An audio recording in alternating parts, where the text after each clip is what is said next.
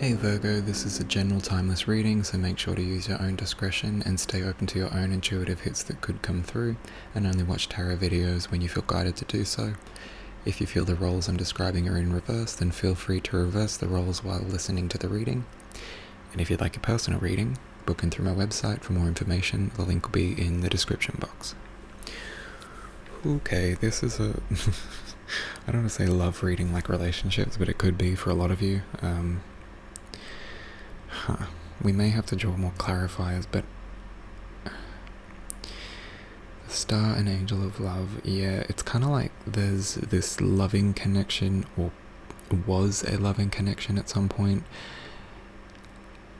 So this could be something that's current or past, but there's something that's gonna try and transmute soon. There could be an opportunity with someone that you've had a falling out with. This could be an opportunity to heal something that you've argued about someone that you haven't had a falling out with. Like, it could be a partner that you've been arguing for, like, I don't know, 6 months, a year, or even more. But there's like an opportunity for that to change. And it's kind of like it's in regards to a relationship or connection that you're hopeful will change into a better one. It's like you've wanted that, but haven't had the opportunity. But I do see that there is success in under the surface. There's like a truce. The person that this is in relation to, maybe even people, but I get for a lot of you this is an individual. They could be offering something like an olive branch, offering a truce, maybe reaching out to you if it's someone that you have disconnected with. It could be someone that you've kind of not necessarily been disconnected with, but just haven't spoken to in a while. But there is a new beginning, like there's a renewal for this, for the emotions and the energy between you two. Even if it's someone that hasn't left your life, or if it is someone who has left your life, and it may not be romantic. For a lot of you I think it is, but it could also be family or friends. Maybe even an ex-coworker or a boss or something. But there's like a clean slate opportunity here where there's like a renewal, an opportunity where there's this full renewal. But there's an attachment to something like a bad pattern. I'm going to get a clarifier on this one because this could mean a lot of things, and because it's general, I don't want to be too general. Hang on. Clarify debauchery and attachment, please.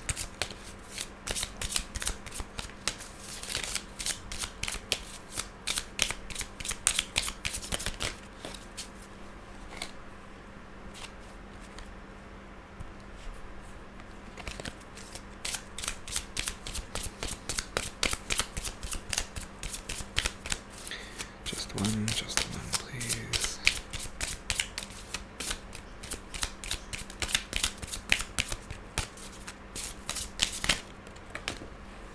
Two again, okay. Oh, same one. Oh, same two. Are you kidding me? Alright, I put these two back in because I thought, no, I don't know. I wasn't asking for two, and it just kind of felt a bit sloppy, like it's just my fault. Like I shuffled bad. But these two popped out again. You've got, like, literally again. And I shuffle well, like I don't, and these aren't marked in a way where, like, of course they'd pop out because they're scuffed. They're not scuffed, they're not bent, these just popped out again. Okay. Community, lineage, roots, debauchery, attachment. Okay, this could be something to do with somebody who's very toxic. They have some sort of coping mechanisms that they use to cope with life. This isn't always drugs, like alcohol, weed, crack, I don't know, whatever people use these days. But this could also be things like religion or food, sugar, exercise, feeling superior. there's some sort of really toxic coping mechanism that is very much you associate with this person. There is a chance for an emotional beginning, but this could be like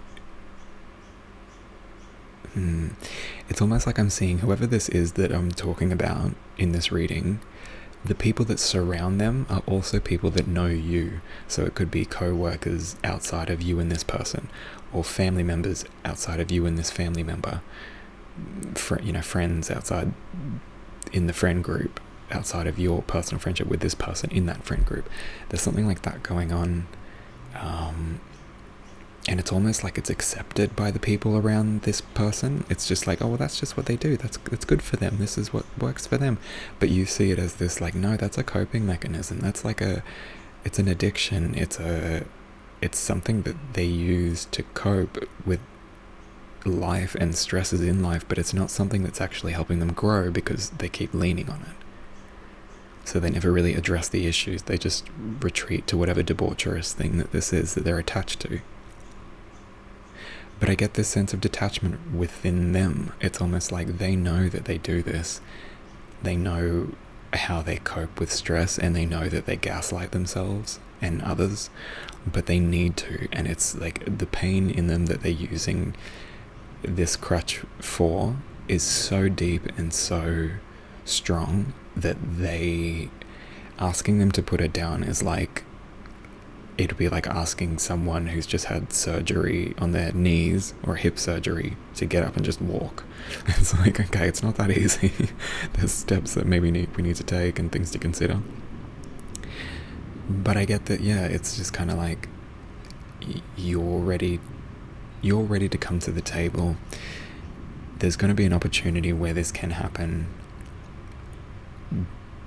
But it's kind of like you may need to acknowledge that they could just be so far deep into this that this is exactly what Spirit wants for them, and your presence in their life may be the thing that helps them see that. But if they're not ready to see it, then it'll be like you're hurting them, you're doing this to them, you're attacking them.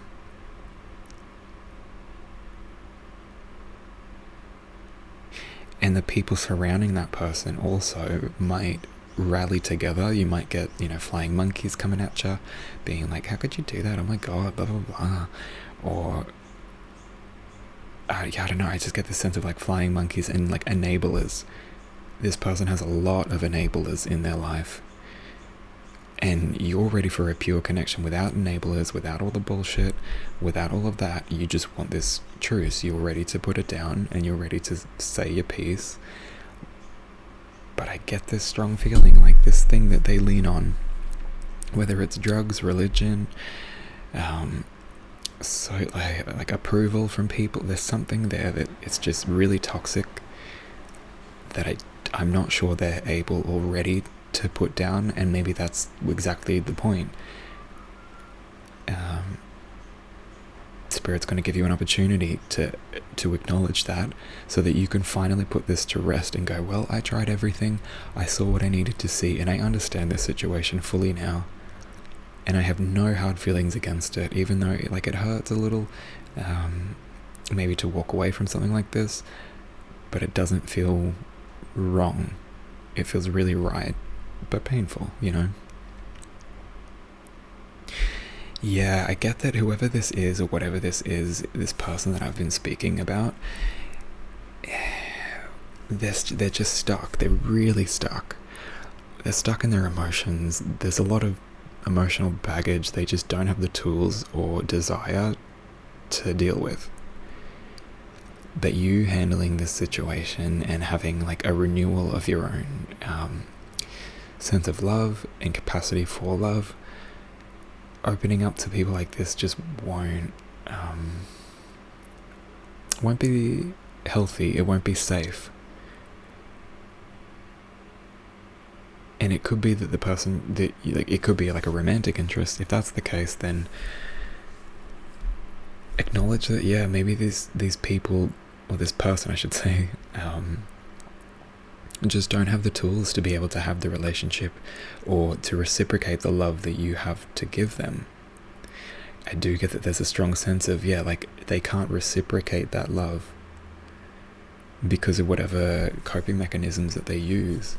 It's kind of like they can't address the root of the problem, because every time the pain comes up, even remotely regarding any issues that you guys have, it's like this coping mechanism happens, whether it's gaslighting, maybe they retreat into religion, maybe they retreat into an identity, maybe like there's some sort of toxic behavior going on in that person's life that is just, it's been ongoing though. It's not just something that's new. This is something you've been aware of for a long time. This isn't something new, and I can't stress that enough. It's got something to do with their family for some of you, like maybe it's like the way the family copes with stress, maybe the way they talk to people, or like, I don't know, there's something about, like it's passed down or it's influenced by the community. Like I said, enablers. But you detaching from this or overcoming whatever struggles come from this person, you doing right by yourself puts you in the position of the sun with first chakra Archangel Michael. That's all about the sense of self and having spirit bless that. Bless your sense of self, bless your understanding of who you want to be, who you are, and not the the toxic stuff that may have come from this person or these enabling people. This is something that's intrinsically you, that you just, it's like you come to life. It's like the core essence of you, or the goodness, the divinity that is you, comes out and is able to shine because you've dealt with this debaucherous, attached, this toxic relationship, I'll say, this toxic connection, because you're able to address your issues head on. This person relies solely on this coping mechanism that they use, whatever that is. Could be gaslighting other people, gaslighting themselves. It's hard to say in a general reading, but there is definitely some sort of toxic coping mechanism going on with this person. And that's just not who you are anymore. That's like, I see that you've got everything you need. It's just like you're cleaning house now.